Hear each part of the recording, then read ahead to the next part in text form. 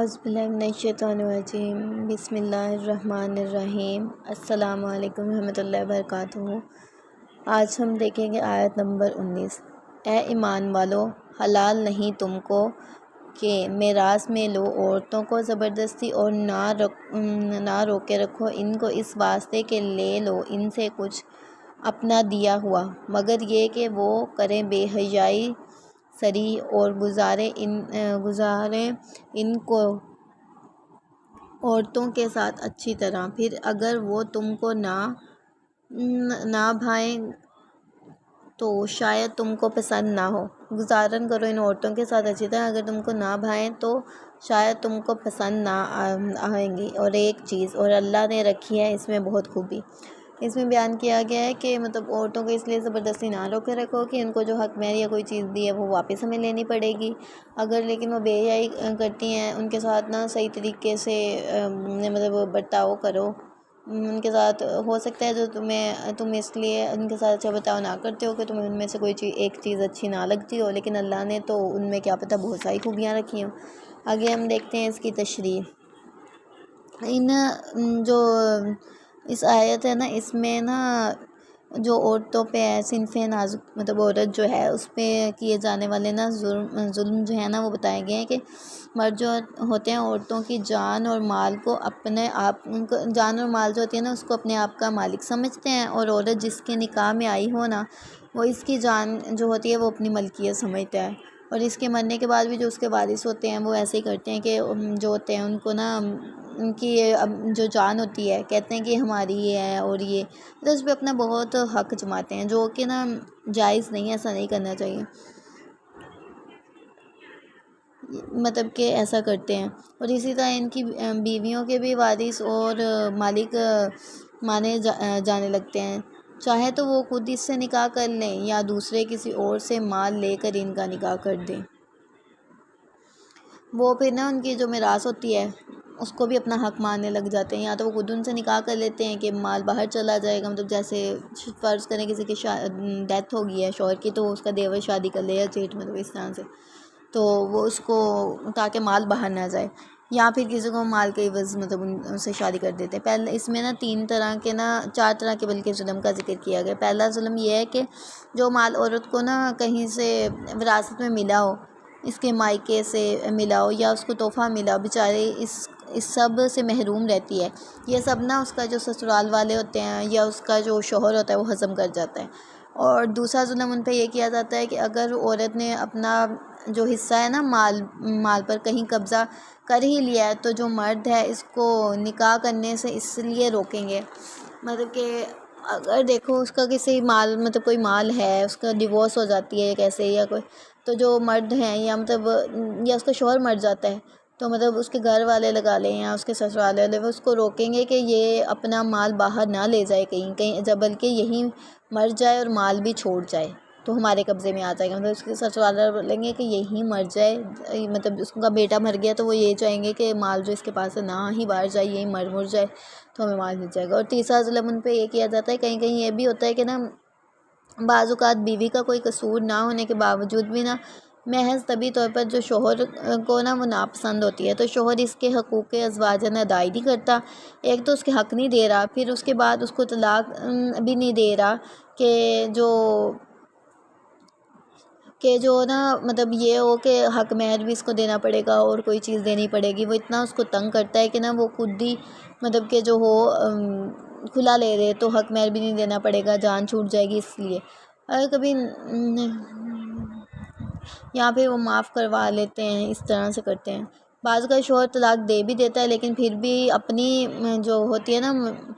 متعلقہ کو کسی دوسرے سے نکاح نہیں کرنے دیتا ہے، تاکہ وہ مجبور ہو کر اس کا دیا ہوا جو حق مہر ہے وہ واپس کر دے یا واجب المہر کو معاف کر دے، یہاں تو جو اگر تو اس کو اتنا مجبور کرتا ہے کسی اور سے شادی نہیں کرنے دیتا، طلاق ہو جاتی ہے، اس کے بارے میں بری باتیں پھیلاتا ہے کہ یا تو اس کا نکاح ہی نہ ہو تاکہ وہ پہلے میرا حق مہر واپس کرے، یا اگر نہیں بھی دیا تو اسے معاف کرے۔ اور چوتھے اس میں ظلم کیا جاتا ہے کہ بعض اوقات یوں ہوتا ہے کہ جو شوہر ہوتا ہے وہ مر گیا اور اس کے جو وارث اس کی بیوہ کو نکاح نہیں کرنے دیتے، یہ جاہلانہ امر ہے کہ اس کو نکاح نہیں کرنے دیتے کہ اس کے ذریعے کچھ مال وصول کر لیں ہم لوگ، اس طرح سے۔ اور یہ سب ظلم نا اس بنیاد پر ہوتے تھے کہ عورت کے پاس جو مال ہے نا، بلکہ اس کی جان کا بھی اپنے آپ کو مالک سمجھتے تھے۔ مال کا تو سمجھتے تھے، جان کا بھی سمجھتے تھے۔ قرآن کریم نے اس فساد کو جڑ سے مٹانے کے لیے یہ آیات نازل کی ہے، اور یہ ارشاد ہے کہ اے ایمان والو، تمہارے لیے یہ حلال نہیں کہ تم جبراً بیویوں کے مالک بن جاؤ۔ اللہ تعالیٰ نے کہا ہے کہ یہ تم پر حلال نہیں ہے کہ تم زبردستی جو ہے نا بیویوں کے مالک بن کے نہ بیٹھے رہو، اس طرح سے نہیں کرنا چاہیے۔ جبر کی قید اس لیے اس جگہ نا بطور شرط اس لیے لگائی کہ عورت کی رضامندی سے اس کا مالک بننا جو ہے نا صحیح قرار دیا جائے، بلکہ بیان واقع کے طور پر نہ کہ عورت کی جان اور مال کا بلا وجہ شرعی اور عقلی نہ مطلب حق مہر کسی بھی طرح کا جو ہے نا مالک بننا جائز نہیں ہے۔ مطلب یہ شرط نہیں لگائی کہ مطلب یہ جبری جو ہے وہی قید ہو، مطلب عورت بھی ایک آزاد ہے۔ انہوں نے ویسے کہا ہے کہ جبری کا لفظ استعمال کیا، اس کا یہ مطلب نہیں ہے کہ اگر وہ کہے کہ مالک بالکل ہی بن جاؤ تو اس کے ساتھ ظلم ستم کرے، ایسا کچھ بھی نہیں کرنا، کہ یہ نہیں ہے کہ بلا وجہ نہ شرعی عقلی طور پر اس کا مالک بننا، ایسا نہیں کرنا۔ اس پر کوئی ہوش اور عقل والی عورت ہی، مطلب ایسا ہو سکتا ہے کہ کوئی ہوش والی ہو اور وہ عقل بھی رکھتی ہو، بالکل ٹھیک ہو، اور وہ عورت کہے کہ تم میرے مالک بن جاؤ، مجھ پہ روب جماؤ، مجھے کہیں جانے نہ دو، نہ میرا مال مجھے خرچ کرنے دو، ایسا کوئی بھی عورت نہیں کرے گی۔ اس لیے انہوں نے جبری کا لفظ استعمال کیا کہ کوئی بھی ایسا نہیں کرے گی۔ اور پھر آگے ہے کہ ظلم اور فساد کی ممانعت کا عام طریقہ یہ ہے کہ ظلم اور فساد کی یہ تھا کہ اس سے منع کر دیا گیا، لیکن اس جگہ نا قرآن کریم نے اس طریقوں کو چھوڑ کر نا یہ بیان کیا ہے کہ اس معاملے کو شدید گناہ ہونے کے علاوہ اس طرح بھی ارشاد ہو سکتا ہے کہ اگر کسی نے کسی بالغ عورت سے بغیر اس کی رضامندی اور اجازت کے نکاح کر بھی لیا تو وہ نکاح شرعاً حلال نہیں ہوگا۔ اگر زبردستی انہوں نے کہا ہے کہ اگر کسی نے اس سے نکاح کیا نا عورت سے، تب بھی وہ حلال نہیں ہوگا۔ اس نکاح سے ان دونوں کے نا درمیان میاں بیوی کا رشتہ قائم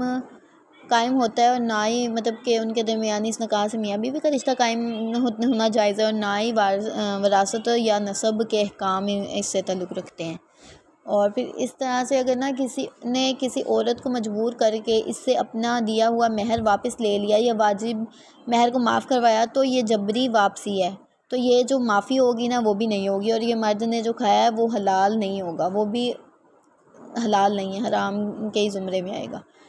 اچھا، تو اگر اشارہ یعنی عورتوں کو اپنی مرضی کا نکاح کرنے سے نہ روکو، اس خیال سے کہ جو مال تم لوگوں نے ان کو دیا ہے حق مہر میں یا تحفے میں دیا ہے وہ ہمیں نا واپس مطلب کہ نہیں ملے گا، اور جو وہ اس لیے روکیں کہ ہمیں واپس نہیں ملے گا اس لیے ہم نکاح نہ کرنے دیں، اس لیے انہوں نے کہا ہے کہ جبری عورتوں کو نکاح کرنے سے نہ روکو، اور یہ سب ناجائز اور حرام ہے اگر ہم ان کو روکتے ہیں۔